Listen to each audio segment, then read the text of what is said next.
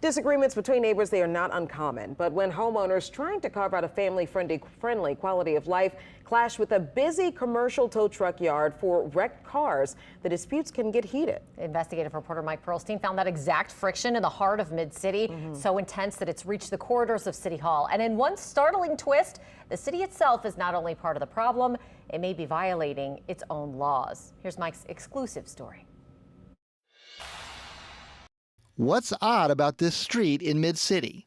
In the 1900 block of Iberville, a new two-story house sits smack in the middle of high metal fencing that contains a tow lot. But sometimes the cars pile up over the fence height.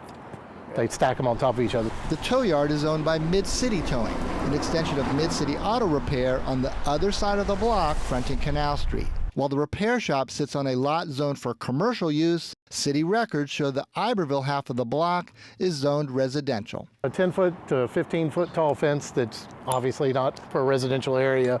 There's rats. We've had rat problems. We've had dog problems, cat problems. Of course, the garbage and then the amount of the vehicles that they had parked on the streets here. Christopher Moore has been renovating this church to be his home. He is one of the property owners who have filed complaints with New Orleans code enforcement, including these pictures of wrecked cars and graffiti-filled fencing. Even before Moore called, city inspectors recorded complaints for years, ranging from noise and debris to rodents and weeds to fence height. But one complaint overshadows all of the others: operating a tow yard in a residential area. The trucks are by here, 50 times a day, 7 days a week, 24 hours a day. They're nonstop. A local developer just completed these 6 apartments directly across from the tow lot. The owner says he's now finally able to put these apartments into commerce, but he almost has to apologize to prospective tenants about the view from the upstairs balcony. That is the big elephant in the room, as you put it. You can operate this sort of business in a zoned residential neighborhood. The complaints have reached Councilwoman Leslie Harris, whose District B includes the problematic block. Her staff researched complaints going back from before she took office and found the same series of violations. She has alerted the city administration repeatedly. Every time we get a complaint, we push. Every time we try to seek an update, we push, and it all comes back to, it's under investigation, we'll get back to you. For Michael Robinette and his family, this was the last straw. He had already expressed concerns about the flatbed tow trucks barreling down the street at all hours when last January, one of them hit his car. And one of those times it actually hit my car late at night, and they just drove off. He figured out it was a Mid-City tow truck because his security camera caught the collision. He went to the owners of the business. And I asked for his insurance company, and he just told me it was time for me to leave and that do what you got to do. I tow for the city, and they virtually just walked me out the door.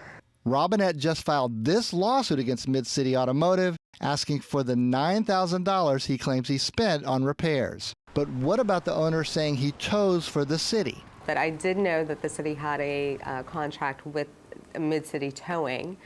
I had no idea where they towed the cars to. We pulled the city records, and sure enough, Mid-City is currently on the New Orleans Police Department's vendor list to tow cars. The business relationship goes back to the previous administration under Mayor Mitch Landrieu and was continued under Mayor LaToya Cantrell. The arrangement is now limited to towing cars for the NOPD. In other words, it appears the city is paying to have cars towed to a lot. At the same time, it's investigating whether the lot is operating illegally. Well, again, the city needs to do its job and enforce its own zoning laws. Hopefully, with your investigation, that we may see some progress. But as with most disputes, there's another side to this story. We spoke to the Mid-City owner, Chris Freno, who said he tries to be a good neighbor, including cleaning up any debris. He spoke to us off camera at his shop. You come by here tomorrow at 5 o'clock, there won't be a piece of paper out there. But Freno merely leases the property for his businesses from this man, prominent local developer Robert Lupo, owner of Lupo Enterprises. While Councilwoman Harris was told that any enforcement is on hold while the city conducts title research to determine who owns the property, The city clearly lists him as the owner, plus the property is prominently shown on the Lupo Enterprises website. Not only that, Lupo readily admitted in a phone interview that he owns the property and that the dispute only recently came to his attention. He said, quote, "We were kind of surprised.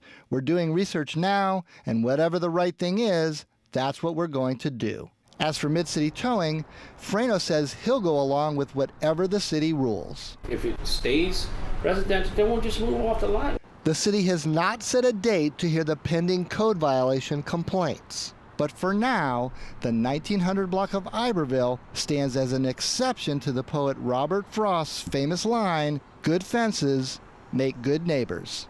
Mike Perlstein, WWL, Louisiana. We reached out to the city, and according to spokesman John Lawson, the code enforcement department has not had any open complaints from that block since 2017. But not only does the city's own website show numerous open cases, there was a recent email from code enforcement director Anthony Davis to a complaining resident. Yeah, the email said, quote, "I completely understand your frustration and evident lack of action. Thank you to Council B for bringing to my attention. I plead your patience for just a few moments as I look into this situation," unquote. More to come.